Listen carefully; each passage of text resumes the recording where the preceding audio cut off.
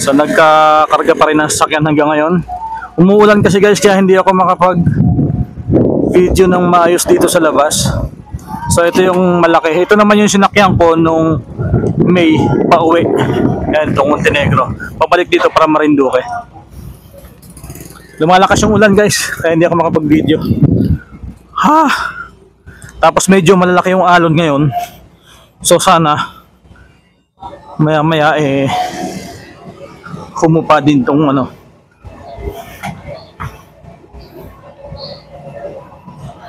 So doon ako nakapwesto sa may cabin, sa may ano, sa may higaan para nakakatulog ako ng maayos. So maya maya matutulog na rin ako.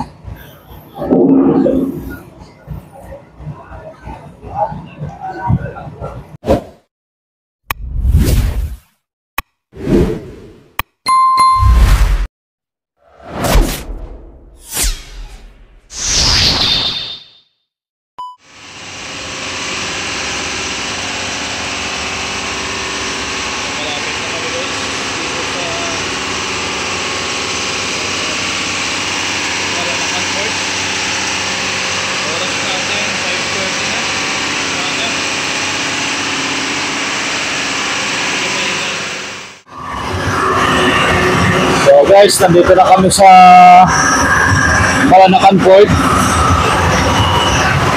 Ayan na, nakatutok na yung unahan ng ating barko. So marami din yung laman na sakyan itong barko na to. Napakaingay ng makina.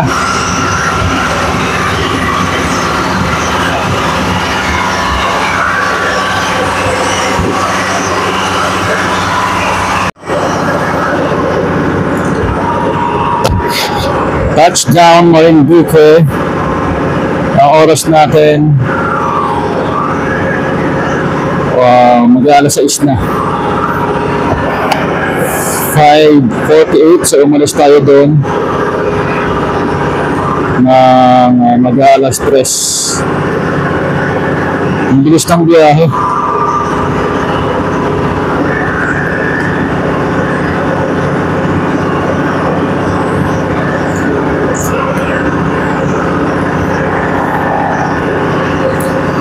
Darating tayo sa bahay mga 6 or 7 siguro.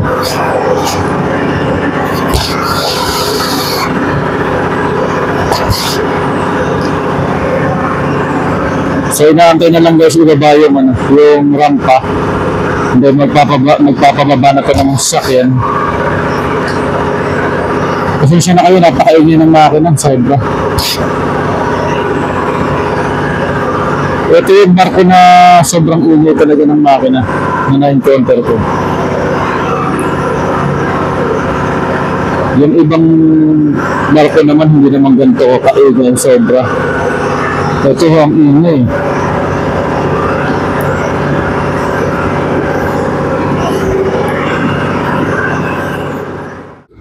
Alright, sa pababa na tayo ng barko. Grabe, napakaingay ng barko na to. Ito lang yung bukod tanging barko na nasakyan ko na napakaingay ng makina. Halos hindi na magkarinigan yung mga pasahero sa loob. Yung ibang barko naman hindi ganyan kaingay. Sa touchdown Marinduque. Akala ko abutan tayo ng sikat ng araw, hindi pala. Maaga pa rin tayo nakarating. Ang bilis ng barko na to, wala pang 3 oras. Ay nako, Lord, thank you. Nakarating ng safe. Maraming salamat, Lord. And another 1 hour ang ating babiyahin papuntang Torrijos, Marinduque. So diretso na tayo. 5:46. So madilim na to guys, kaya sa paano yan, update ko na lang kayo mamaya pagdating ko ng barangay namin. So for sure naman mga bossing ay maliwanag na yun mamaya. Pag-update ko sa inyo may araw na. So yun lang guys. Alin? Naku, saan ko na ilagay yan?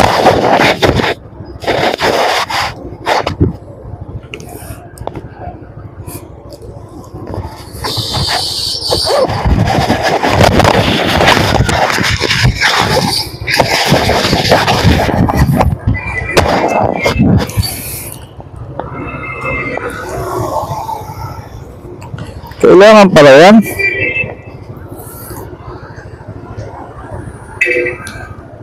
Hindi naman sinabi sa akin. Hindi naman sinabi sa akin na itabi yun. Kailangan pala yan.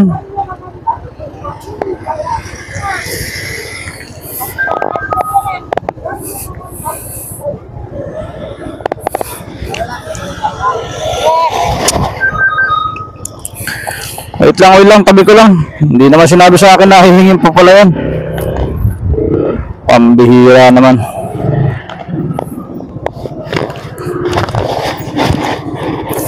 Ay. Okay. So medyo hindi lang kami nagkaintindihan ng gwardiya dun sa pier kanina. Dahil ang gusto niya mangyari, magbayad ulit ako ng terminal fee kasi nawawala yung ticket ko. Nawala namang sinasabi doon sa kabilang sa dalahican na kailangang itabi yung ticket to prove na nagbayad ako ng terminal fee sa dalahican. So buti na lang at nandito pala sa bag ko na itabi ko siya. So mura lang din naman, 65 pesos no? Pero kaya lang parang mali naman siguro na ganun yung kanilang patakaran kasi nagbayad ka na din. Unang-una, hindi ka makakapasok sa mismong pier sa Malanacan, sa Dalahican Port nang wala yung terminal fee, di ba? So yun yung kumbaga parang yun yung magiging passing tawag dito gate pass no na para makapasok. So ibig sabihin, good morning guys. Hindi ko alam kung anong lugar na tong kinaroroonan ko ngayon mga boss, mga madam. Oras natin is mag-alas 7 na pero mag-alas 6 na mga bossing. So nandito na tayo sa, hindi ako sure pero parang Mugpog. Okay? So chill lang yung biyahe natin mga boss, mga madam. Good morning. So diba sabi ko sa inyo, sa sunod na open ko ng camera is maliwanag na. Pasikat na ang araw. Ayun, pumuputok na kulay orange na yung kalangitan. At ang sarap ng feeling guys, sobrang lamig. Ang sarap mag-ride sa probinsya kapag ganitong umaga kasi yung hangin talagang alam mong fresh na fresh. Kanina pa ako nagbukas ng helmet pagbaba ko pa lang ng tawag dito. Paglagpas ng Balanacan, hindi ko alam yung eksaktong lugar ko, anong barangay yun. Basta nakabukas yung helmet ko at talagang napakasarap ng pasok ng hangin sa aking mata.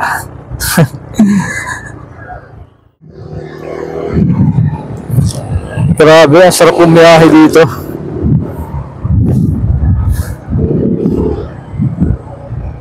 Talagang ramdam mo yung pagiging feel at home.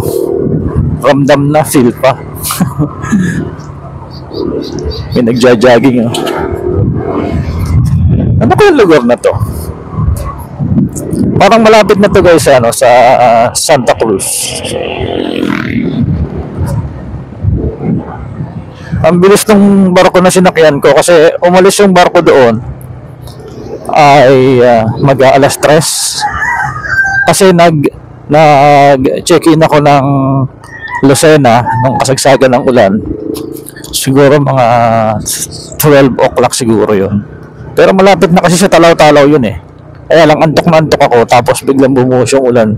Eksakto yung aking hinintuan na lugar ay merong apartel, parang maliit siya na hotel, no? Maganda naman, malinis. So 239 pesos lang for 3 hours. Pero hindi ko natapos yung 3 hours. Nung tumila yung ulan, kasi pagkapasok ko, talagang bagsak yung katawan ko, nakatulog agad ako. So pagising ko, siguro mga 2:45 siguro, quarter to 3. And then yun, sumibat na rin kaagad ako. Eksakto pagdating ko ng Talaw-Talaw ng pier, ayun, nandun yung barko at alas 3 umalis din. So 3, 4, 5, parang wala pang alas 6 nandun na kami sa Balanacan Port. And then yung pasikat ng araw, kaya pinaspasan ko na yung takbo ko. At yun, nandito na ako guys, malapit na tayo sa Santa Cruz, I think, kung hindi ako nagkakamali, kasi hindi ko kabisado talaga dito sa lugar dito. Hindi ko tulad doon banda sa Mayamin, alam ko kung anong barangay na. Grabe, ang sarap ng pakiramdam ko dito, lamig, sarap mag-ride. Sa mga hindi nakakarating dito sa Marinduque guys, dahil sa aking mga subscriber, no, bigyan ko lang kayo ng idea kung bakit kayo uuwi dito, di ba? Kung bakit itong Marinduque ay isa sa mga tourist destination na pwede niyong isama sa inyong mga wishlist na puntahan. Okay, unang-una, dito sa Marinduque guys, ay napaka-safe, no? Sobrang safe na safe dito sa Marinduque. Walang masyadong balita dito patungkol sa mga krimen, no? So may pangapailan-ilan, pero I'm sure na hindi sila talaga lihitin mo ng mga taga rito, yung mga gumagawa ng mga krimen dito, no? Pero sobrang bihira. So pangalawa, hindi magastos, no? Kapag magbabakasyon kayo dito, talagang sobrang budget talaga. Hindi mo kailangang mag-budget ng malaking halaga para lang makarating dito. Siguro kung magbabakasyon ko dito for 3 days, parang bakasyon lang talaga na tipong mag-round trip, no? Yung mag-ride. Siguro kung may 10,000 ko dito, baka may maiuwi ka pa rin pagbalik mo ng Manila.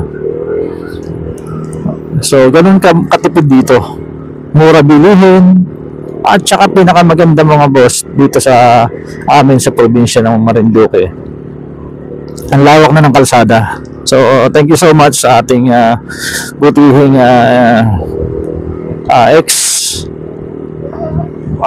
Congressman Lord Alan Velasco, dahil sa kanyang idea na to, dahil siya, nakatutok siya sa tourism, no? Kaya inuna niyang palawakin yung kalsada, which is talagang yun naman talaga dapat, kasi nga kapag ang mga turista ay nakarating sa lugar na masikip ang daan, walang sistema yung daan, na hindi safe, hindi dadayuhin ng mga turista. Kahit ako man, kung ang kalsada mga bako-bako, makitid, ayoko pumunta sa isang lugar na ganun. Gusto ko talaga malawak na kalsada. Okay? So pangatlo guys, kapag pupunta kayo dito, hindi kayo mabibitin sa mga papasyalan ninyo. Kung gusto niyo mag island hopping, meron dito. Kung gusto niyo ng mga dagat na may mga white sand, meron din dito. Kompleto guys, meron namang mga hotel dito na pwede nyo tuluyan. Ang pinagmamalaki ko dito, syempre, pag nandito ka, napaka-fresh ng mga seafoods dito.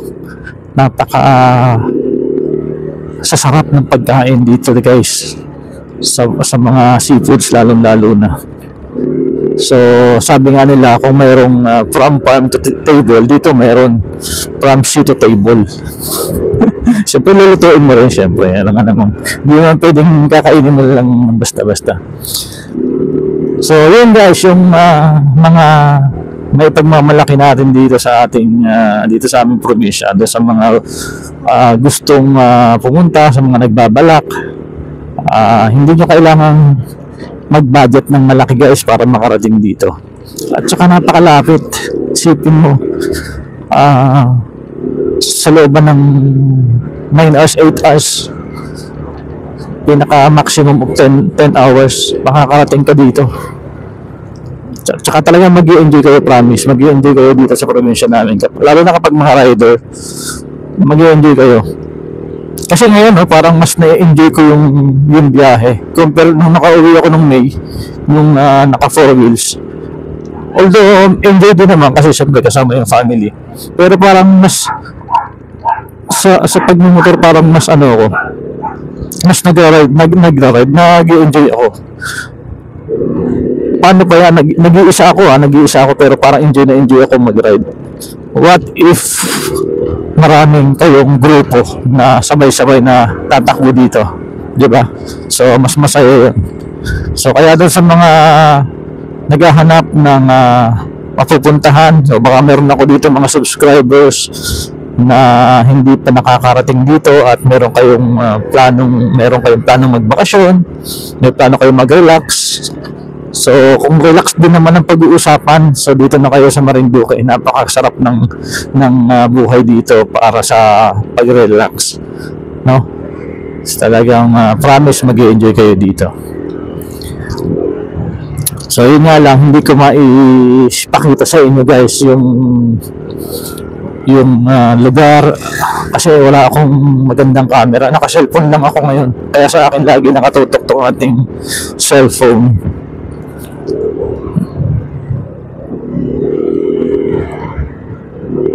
Napaka-fresh ng paligid, parang mga buhay na buhay ang mga dahon, mga puno, green na green.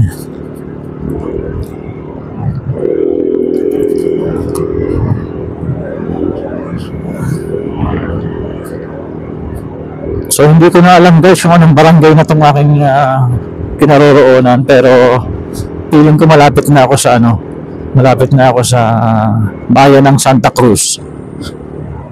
So pagdating ko ng Santa Cruz, idadaan ko kayo dun sa simbahan ng bayan ng Santa Cruz. Siyempre kailangan nating magpasalamat sa ating biyahe na safe tayo doon pa lang mula sa Manila hanggang makarating tayo ng pier, hanggang makasakay ng barko, hanggang pagbaba ng barko. So ngayon, nagbabiyahe na naman tayo. So kailangan nating dumaan sa simbahan para kahit paano ay pagpasalamat sa ating biyahe, syempre. So update ko na lang kayo mga bossing, mga madam. Malapit na ako sa simbahan na sinasabi ko. A few moments later. So guys, ito yung simbahan ng Santa Cruz dito sa amin sa Marinduque. So isa sa pinakamatagal na simbahan dito. Ayan, tapos meron doong sinaunang bahay. Ayan, panahon pa ng mga Kastila yan mga idols. Ayan. So pakita ko lang sa inyo. And syempre, papasalamat tayo kay Lord na nakabiyahe tayo ng safe, nakarating tayo ng safe dito. Thank you Lord sa safe travel, sa pag-iingat mo sa akin simula sa Manila hanggang sa makarating dito.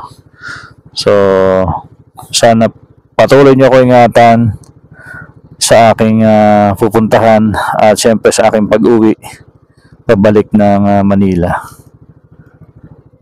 Ayun, mayroon tao sa simbahan sa loob, may mga nagsisimba. Ang oras natin ngayon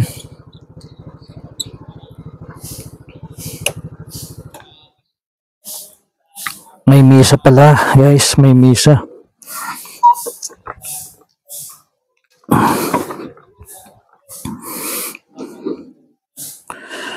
May misa pala.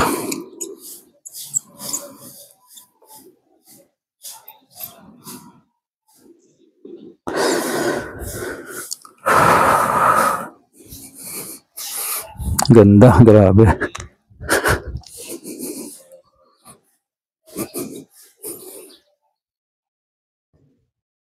Sobrang luma na ng bahay na to. Oh. Panahon pa ng Kastila to guys. Oh. Grabe. Itong simbahan na to napakatagal na rin.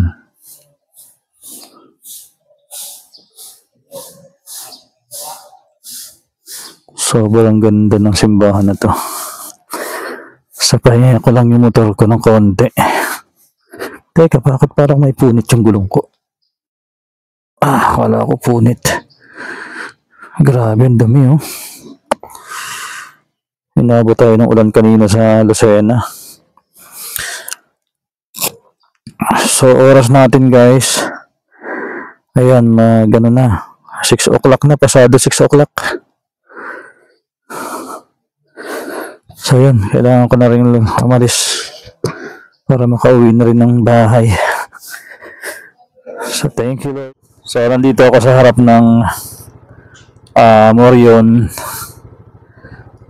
Yung maskara na pinakamalaki na nakadisplay dito sa Santa Cruz. Kaya lang may nagpipicture. Ang laki nung maskara na to.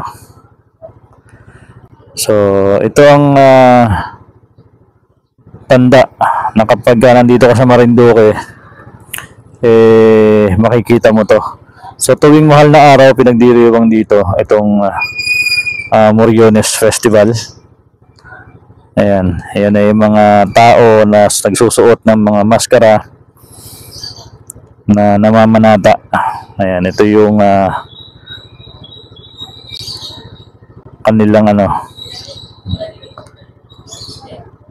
kilala ang Marinduque sa Moriones Festival. Ang tawag yan is Morion.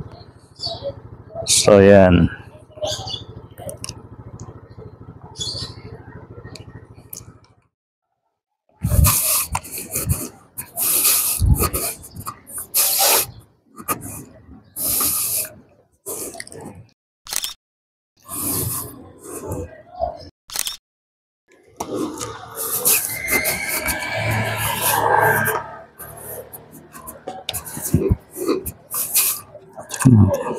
Later.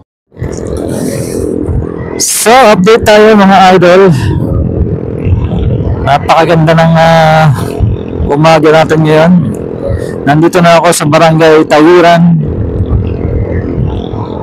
Talaga naman, kung makikita nyo lang siguro yung paligid, grabe. Hindi kasi ako ayun o, pag hinarap ko yung camera guys, tingnan nyo, nagbabibrate kasi dito sa aking sayang wala tayong camera na maganda.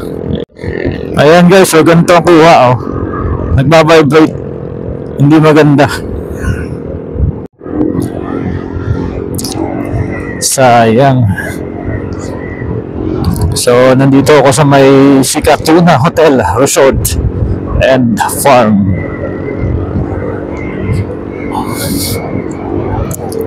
Grabe, lamig. Pakiramdam ko nasa ako, nasa Tagaytay ako. Yung klima na tumatama sa akin, yung hangin na malamig. Grabe ang mahal ng gasolina dito. 63 pesos, mas mahal pa kaysa sa Petron.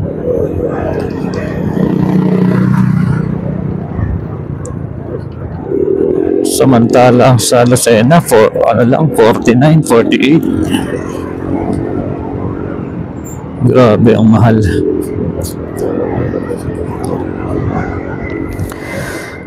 Ay,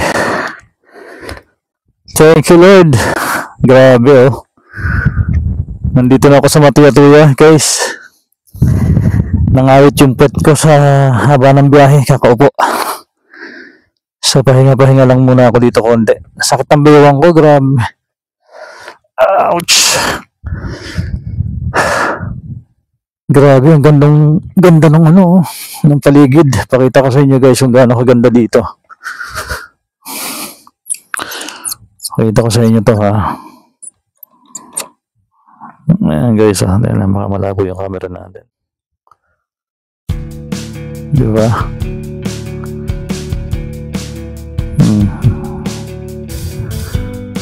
Sumisikap na yung araw guys, ayun o. Puputok na.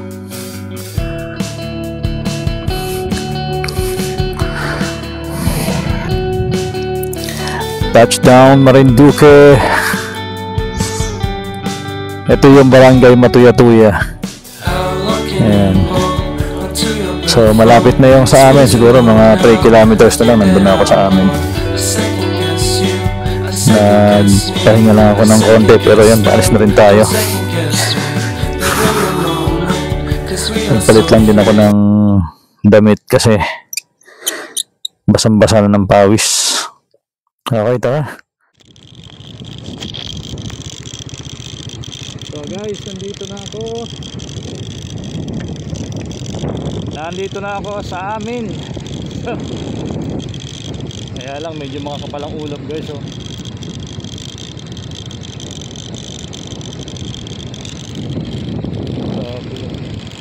Ang lawak ng kalsada dito. Mas malawak pa sa kalsada ng ano, ng EDSA. So, diretso na ako sa baba.